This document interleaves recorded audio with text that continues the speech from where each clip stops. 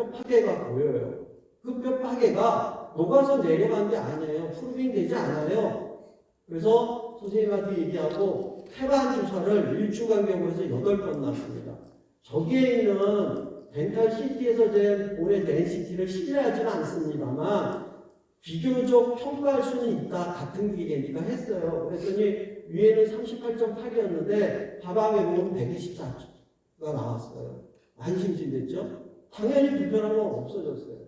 그리고 2025년 11월이 됐어요. 제가 봤더니 153이에요. 별로 안 올라갔어요. 그럼 뭘 생각하냐면 반대쪽은 938인데 왜 이쪽 디스탈만 이래? 그걸 어떻게 할까 말씀드리자. 교수님, 제가 미토 살리기를 하고 싶어요. 표현은 다른 방법이지만 결론은 그 얘기였습니다. 그래서 미토 살리기를 시작했습니다. 오른쪽 아래 보시면 291로 뛴 거를 보실 수가 있습니다. 태반주사는 위에 거고 아래는 그런 내용입니다. 그 내용은 후에 다시 말씀드리겠습니다. 보시는 것처럼 원심도가 33에서 291까지 저는 앞으로도 더 올라갈 거라고 생각합니다. 연세는 85세 할머니십니다. 그리고 평균으로 보는 표준 촬영에도 트라베큘라 본 패턴이 바뀌는 게 보이기 시작했습니다. 그래서 이렇게 보고 있어요. 말씀 올린 PDRN, 플라센타, PNP, 그리고 PRF, PRP, CGF 왼쪽에 있는 거는 무시할 수 있는 존재가 아닙니다. 근데 비슷한 기계로는 저 효과가 안 나와요. 그 프로토콜을 소화한 기계들을 쓰셔야지 않습니다. 하지만 왼쪽의 세 개는 장비를 구입해야 되는 거고 오른쪽 거는 재료를 구입하면 되는 거기 때문에 장비가 없는 분들은 오른쪽이 더 편하겠죠. 그래서 그런 면으로 생각을 하고 뼈에 대한 건 저는 RHBA 다 틀림없습니다. 여러 번 놓는 것보다 이거 한 번 하는 게 낫다. 그렇지만 연결적 치유를 위해서 된다. 그러면 왜 태반주사나 왜 라인액이 좋게 하는 기전이 있는가 하는 걸 찾아보면 나옵니다. 환경을 바꾸는 거예요. 결국은 환경을 바꿔주면 핵 속에 있는 DNA에서 작용을 해서 스위치가 켜주면 앞이 켜주면 그 환자가 가지고 있는 다음 연결되는 기전이 시작된 거지 얘 때문에 생겼다. 그건 학문적 근거로 조금 설득력이 떨어집니다. 이 대목에서 하나 중요한 게 있더라고요. 비타민 D 붙어있는 비타민 D 레스폰스 엘레멘트가 있는데 얘도 스위치 속에 들어있습니다. 럼스 다음에 얘가 있어요. 얘가 작동이 안 되면 오스테릭스도 넘어가기가 어렵습니다. 그렇기 때문에 비타민 D는 임플란트를 했는데 어떻게 성공했어요만이 아니라 학문적 근거로 없으면 뼈 만들기가 무지 나빠지는 조건이면 틀림이 없습니다. 잠깐 말씀드리죠. 좀 이따도 나오겠지만 저는 40에서 50 사이를 주로 맞춥니다. 그래서 RHBA 비트 쓸 때 이렇게 씁니다. 표면에 바르기도 했죠. 아까 김성호 선생님 보여주셨습니다. 그리고 고리식체에도 동일한 방법으로 흡착시킵니다. 왜? 흡착이 된 거는 슬로우 릴리징이 될 가능성이 높아요. 그럼 RHBA 비트가 천천히 나오는 거예요. 그 다음에 술구에다가 주사를 넣습니다. 근데 PDR이나 태반도 이렇게 쓰셔도 된다는 거예요. 하지만 뼈를 만들기 위한 효과는 저쪽이다. 이건 주위에 있는 환경을 바꾸는 거다. 그리고 아래에 있는 것처럼 동일하게 이런 일이 세 개 다 생기고 있지만 아까 말씀드린 기전에서 제일 중요한 건 어느 게 미네랄리제이션이 일어나느냐 오스테릭스가 진행되느냐를 얘기하는 거예요. 그래서 그 얘기를 드렸습니다. 자, 실패. 우리가 잘 아는 실패 위에 있는 거는요. 이건 생기고 나면 문제가 시작된 거예요. 근데 환자가 나 씹을 때 좀 느낌이 이상한데 이건 내가 고칠 수 있는 상황이에요. 아까 교수님처럼 아까 85세 여자 환자분처럼 고칠 수 있다는 겁니다. 그래서 이게 바로 골 대사에 들어갑니다 하는 얘기를 드립니다. 한번 눌러야 되나요? 네. 꽃이 만발합니다. 우리 몸도 똑같습니다. 20대 30대까지 만발했다가 그 다음부터 기능이 떨어지기 시작합니다. 이게 에이징입니다. 그래서 미토도 에이징에 빠지면 그런 일이 생기는 거예요. 그러니까 이 미토를 다시 살릴 수 있는 방법 우리가 할 수 있습니다. 치과사를 하면 안 된다는 누가 법을 만들었나요? 입안에 미토를 살리면 어떻게 될까 하는 거예요. 이 면역을 잘 이용하자는 거잖아요. 자, 저는 첫 번째 미토 살리기를 하려면 시간이 필요해요. 근데 임플란트 환자가 왔어요. 그러면 면역 검사부터 합니다. 제가 일본에서 발표했던 자료에서 그냥 영어로 바꿔놨습니다. 필리핀 선생님들을 위해서 어제만에 바꿨습니다. 한국 선생님들 밑에 있습니다. 건강보험에서 NK 세포 검사에 내과 선생님들이 이거 걸고 하고 있어요. 수입이 되겠죠. 치과에서 하면 안 되나요? 저희 병원에는 하는 사람이 많습니다. 저희가 이 NK 세포 검사하면 비용을 많이 받습니다. 이걸로 끝나지 않습니다. 나중에 면역 치료를 해요. 여기 뭐 하나 잘못 찍혔네요. 500 이하가 되면 매니저 합니다. 500 이상이 되면 좋은 면역 올리기 방법을 가르치고요. 1000을 목표로 합니다.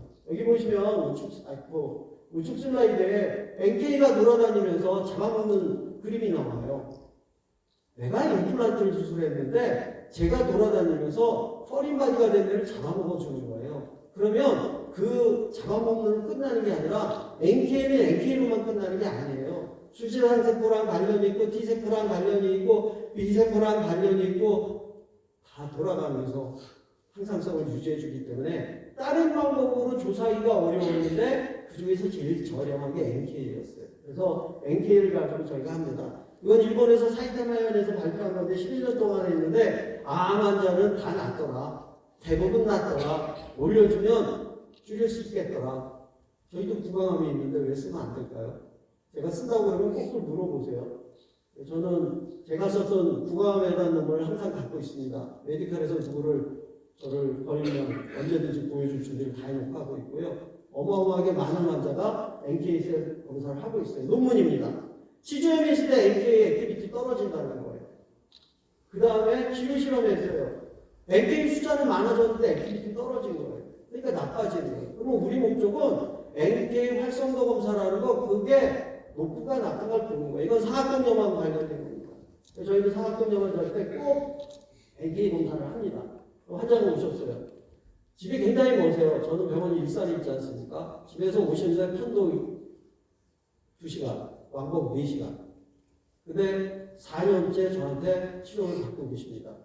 영양치료도 하고, 수액치료도 하고, 그리고 NK도 하고 있어요.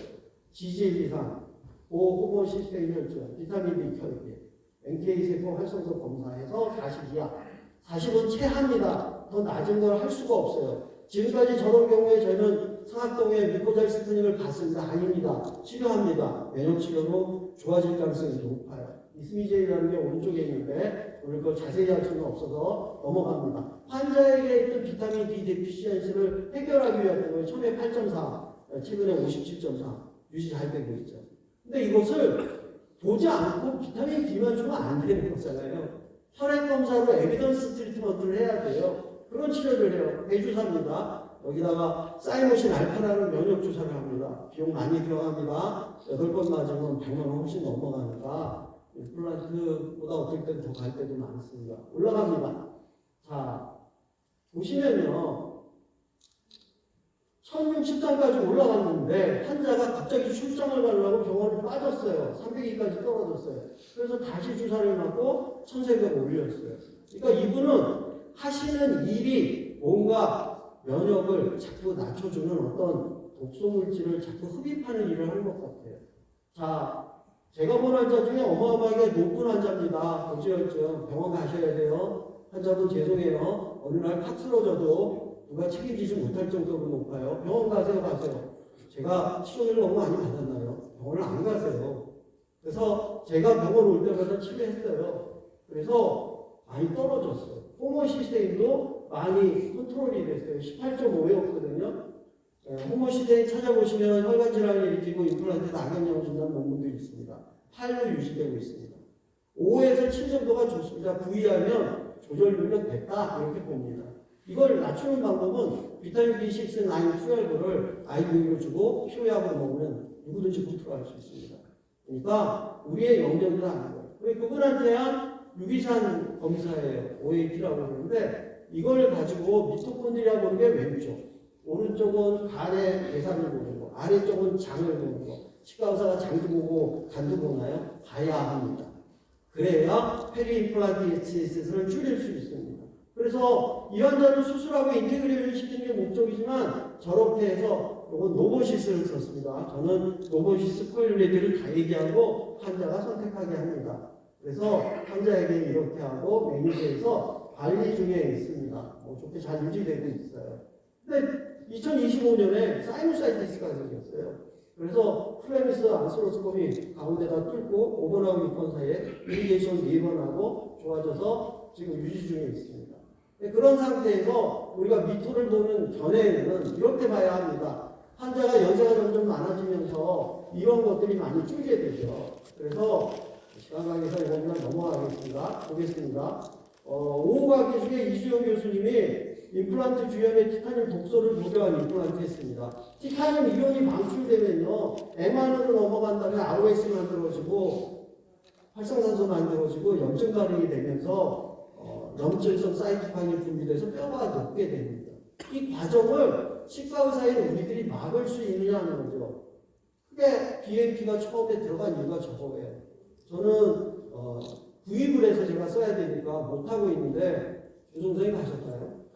김성 선생님한테 페리임플란타이티스 환자한테 한번 써보시라고 권하고 싶습니다. 저는 안 하고 있습니다. 근데 이것만 있는 게 아니에요. 아까 얘기했던 PDRN 라인에 비타민 D까지는 들으셨죠? 베르베린이라는 거 처음 듣는 분도 계실 거예요. 베르베린은 항균작용, 항진균작용, 기타 등등 쭉 있습니다. 거기에 코피노마스 진지발리스를 줄여주는 효과도 들어있습니다. 그래서 저는 이런 경우에 이걸 많이 써요. 이걸 쓰기 위한 방법을 이제 찾는 거고요. 그 다음에 각 케이스에 따라서 오메가3 써야 되는 사람, 징크 써야 되는 사람, 카르니틴 쓰는 사람, 빌 쓰는 사람, 아르기닌 쓰는 사람, 글루타민 쓰는 사람. 이거 제가 말하면 환자가 할까요?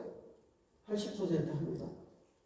왜? 환자분들은 그만큼 힘드십니다. 그래서 이런 거를 해요. 지금까지 얘기를 한번 보겠습니다.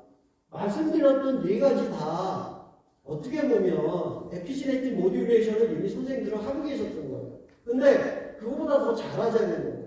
미토에 대한 얘기를 우리가 다루자는 거예요. 그래서 이 미토를 다루기 위해서는 조골세포하고 파골세포도 다르습니다. 미토의 기능이. 저희가 오래됐지만 시간상 빨리 얘기하겠습니다. 4분밖에 안 남았는데 해당 작용을 하면 암세포는 해당 작용만 합니다. 산화적 인사, 미토콘드리아 막까지 안 갑니다. 근데 조골세포가 산화작용을 할 때는요, 조골세포가 럼스2까지 만듭니다. 산화적 인산화에 가면 드디어 아까 얘기했던 오스테릭스 반응이 나타나기 시작해요. 그러니까 유전자를 시작하도록 조절하는 스위치가 달라지는 겁니다. 그게 바로 미토의 조절입니다. 아래 가면 우리들이 많이 하는 mRNA2입니다. 이거거든요. 영양분이 뺑글뺑글 돌아요. 근데 왼쪽에 있는 건 구연산을 와가지고 산화적 인산화 가는 과정을 잘 표현해내요. 처음에는 어려운 거예요. 근데 하고 나면 나 할 수 있어. 저희가 4월 4일날 이 강의를 또 합니다. 4시간 동안 영수회를 하는데 한 번에 끝나지 않습니다. 근데 이것도 있어요. 그 안에 보면 신경전달 물질이 있는데 얘는 도파민하고 세로토닌에 관련된 거예요. 그게 잘못되면 임플란트 실패됩니다. 저도 이런 생각 안 해봤어요. 저 공부를 하다가 깜짝 놀란 거예요. 이거 해야 되네. 그래서 요즘은 신경전달 물질 치료도 하고 있습니다. 치료가 어렵지 않아요. 마그네슘하고 비타민 B6하고 비타민 C 주면 해결됩니다. 그러면 독소가 끝나요.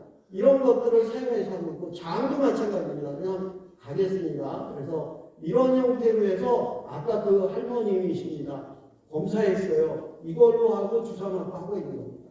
그래서 현재 저는 뒤에 슬라이드가 있는데 사실은 여러 파트를 중간에 끊어놨습니다. 시간이 어떻게 될지 몰라서. 그래서 여기까지 오늘 강의를 하는데 가장 중요한 건 치과 의사는 전신을 같이 보는 의사입니다.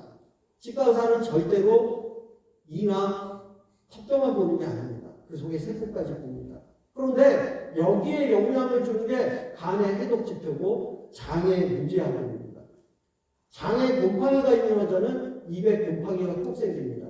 장에 클로스유균이 있는 환자는 그 배설물이 입안으로 올라와서 문제를 일으킵니다.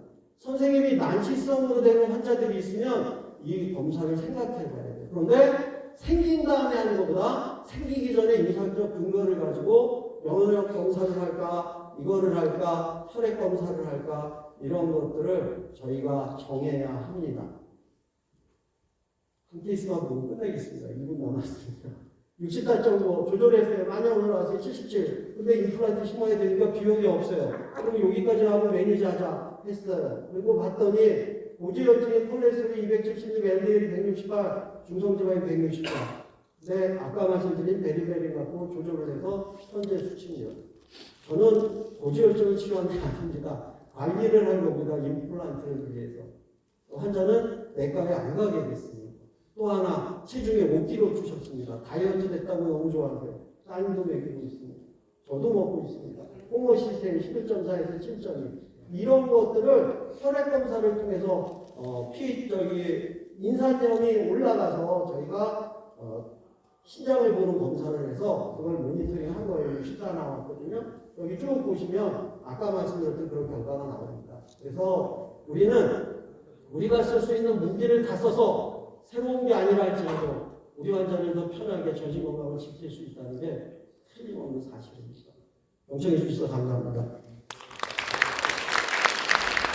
네, 김효철 박사님 감사합니다. 우리 대한민국의 임플란트 시작, KAID의 시작부터 현재 넘어 리딩 엣지까지 아울러 주시는 강연이 아니었나 싶습니다. 시간이 조금 경과되었지만 질문이나 도와주실 말씀이 있으신지 나중에 여쭙겠습니다.